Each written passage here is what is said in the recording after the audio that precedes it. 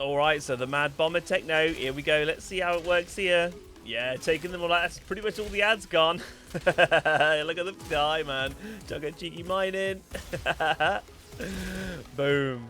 What's up everyone, and welcome back to another video. My name is Ben Lee. I make multiple videos on Outriders every single week. Tips, tricks, guides, builds, you name it. And I've also started live streaming. It's been going incredibly well and the support has been amazing. So if you guys are interested in that, be sure to go down and hit that subscribe button. Also hit that like button. The streaming has been right here on YouTube, so you don't even have to leave the platform. Very convenient. So hit that subscribe button, you'll be able to be notified when I go live. Don't be like Dave here. Come on, Dave.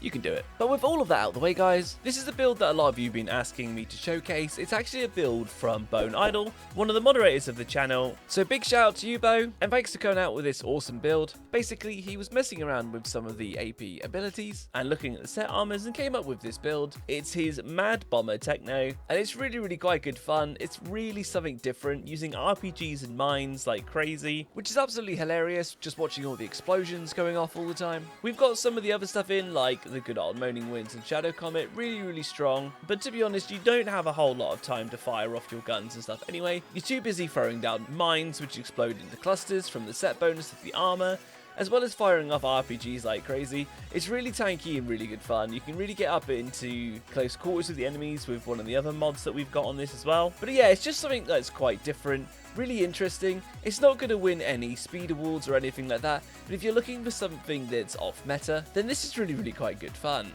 So for our skills here, guys, we're using scrapnel. This, you actually get 6 of these, which is absolutely crazy. It's really good fun, throwing them down, watching them explode, and then the clusters coming out and explode again as well. It's really quite good fun. So scrapnel, obviously, we're using there. Tool of Destruction, this is for our RPG. We don't use the Gatling gun variant of this, so just make sure to tap the button and not hold it down. You'll get out the RPG, and they actually do a lot of damage, and because of the recent buff that come through, then the damage is scaled up even more, and you're constantly hitting like 600k plus. Other one we have here is Blighted Turret, and we use this basically just as an anomaly damage buff, and this is with a node from the class tree, so we'll get into that in just a second. But those are the skills there, guys. You don't want to take anything else, so just grab them. Moving on to the class tree here, we've actually gone down the bottom tree down here, and then we come up here and grab armor plates. You could swap armor plates for vitality magnet here. There's a little bit of flexibility with this, but essentially we're looking at ordnance cooldown for our scrapnel and for our RPG. Again, we've got more cooldown reduction over here. Taking things like Wipeout, which is like basically an execution. Adrenalizing Antenna here. This is the one when you activate an antenna skill, you're increasing your anomaly power for you and your allies by 30%, so it's a nice co-op skill. Heavy Absorption over here. Activating Ordnance skill increases your skill life leech, which is really nice, so it's making you nice and tanky. We've gone up Armored Unit as well, so again, activating an Ordnance skill increases your armor by 50%, so we're actually gaining tons and tons of armor all the time. Team Player decreases elite damage to you and your allies by 10%. And then at the end here, we're activating Ordnance skill, increases anomaly power by 50% for 10 seconds with Tech Bond. So really nice skill tree down here, guys. There's not really much else you need. There's no point in extra damage to Toxin. You could come down here for Emergency Transfusion. You could double your skill life leech when your health goes below 30%. And then you could take out the max health node here and the armor plates. It'd be something you'd have to play around with just to get yourself back up nice and healthy if you go down low. I've played around with it, and to be fair, they both work quite well, so it's whatever works for you. Coming over to our weapons here, the setup is actually exactly the same as the debuff pyro, for example.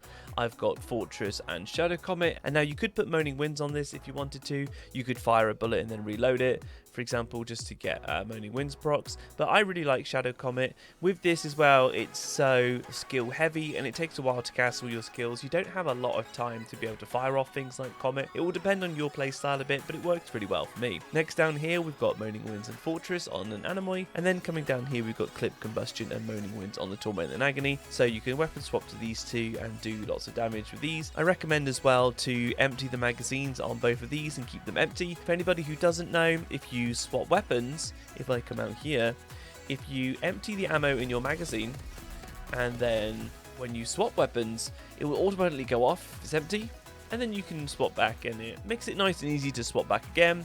and then get another Moaning Winds off. Coming over to the armor here, we're using the Torrential Downpour 3-piece set, and the set bonus for that is scrapnel creates additional cluster bombs after explosion, dealing 121k anomaly power scaled damage. Ideally for this build, you want to have anomaly power, skills life leech, and cooldown reduction on all your pieces, but as long as you've got anomaly power and cooldown reduction, you're good to go. The skills life leech is just really good for keeping you alive. And on here we've put bang for your buck. This is Tool of Destruction. Activating the skill grants 100% base ammo increase for the selected tool, and we're using the RPG in this. The RPG is really good for this build. I don't recommend using the minigun, but the RPG damage just recently got buffed, which is really nice, so you can hit some really nice numbers with it. So yeah, bang for your buck on there. The next one we got is scrapnel, so one additional mine can be thrown before triggering cooldowns. The chest piece here, we've got trap cluster. This is the one that comes on it. Doubles the number of mines that can be thrown before triggering cooldown. This is really nice because we use more traps and we use another one to gain 3 traps, and then with trap cluster that actually doubles it up to 6, which is really quite nice. And then we've put on here Demolition Man. Each rocket deals 210,000 more damage, which is really significant and really scales it up, so I recommend that one. On the legs here we've got Captain Hunter, obviously 25% extra damage to elites.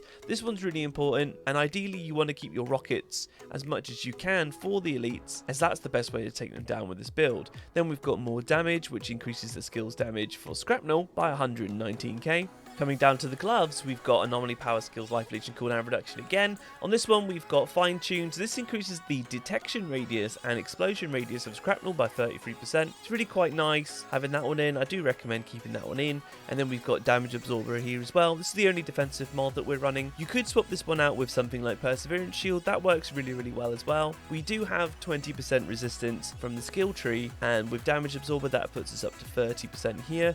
We do have really high physical damage reduction at 71% as well. And if you come over to the class tree, using the armored unit here buffs your armor by 50% every time you use scrapnel. So when you do fire one out and you come back and look at the stats, we're going from 71 up to 77, which is really quite high. We are definitely hitting some kind of soft cap and stuff for this, having damage absorber in, so you might find good value using perseverance shield. And with perseverance shield on, we have damage reduction of 54%, so perseverance shield there. And then if I fire down a mine, we're going from 54 up to 63 instead of 77, but then you have a shield, so it's up to you if you want to have more mitigation and more resistance or having a shield. You can play around with this and see what works for you. From my tests, having one or the other didn't make too much difference to me that I noticed in a run, so it might just come down to what mods you can get when you're rolling pieces of armor. Another option that you can try as well that I've actually quite liked is I actually took out the defensive mods completely and I put in Rocket Man, and this is so you can fire 3 additional rockets, so you get a little bit more damage off every time you get your rockets, and it helps you to take out basically like an extra elite that might be on the battlefield before it goes onto cooldown, but you do lose your defense, so it's a trade-off that you might want to play around with and see if it works for you. Maybe if you got a nice team, Rocket Man to just fire off a couple extra rockets would be really quite nice. But play around with this one. This is one of the only mods that I would recommend swapping in or out if you were going to go for no defense and try and get more damage off, but that choice would be up to you. I've played around with it and I actually quite liked it. Moving down to the boots here, we have supplies, so this is the extra mine that can be thrown before triggering cooldown, and then untamed power. With this build and the amount of skills life leech you can get, untamed power works really well because you can get right into the thick of it, right up next to the elites and things, and keep throwing your mines, and every time you throw your scrapnel mines down, you're triggering untamed power. You can put in some melees in because melee counts as a skill as well, and trigger untamed power again. Really strong skill. You could swap it out for something else if you wanted, but I really like it in the build. Alright guys, and as always, because I'm really nice, I've even taken the time to pop all the mods on the screen for you now, so you can pause the video and have a little look. And if you like this, remember to go down and like the video. So all in all, a very fun build that's quite different, using RPGs and mines to do loads and loads of damage. You're throwing your turret there to buff yourself up. I think the armor actually looks really cool as well, and the helmet's quite unique, so I would say it's got some cool style points as well. But yeah, as I said as well, big shout out to Bone Idol for coming up with this build. Definitely give it a go if you want something a little bit different than the standard kind of firepower Technomancer. Although they're very strong, this is really good fun just for something different. But as I said, don't expect to get any kind of world records or anything with this build, but it does hold its own quite nicely in CT15s, so you can still farm up loads and loads of gear and just generally have a blast with it.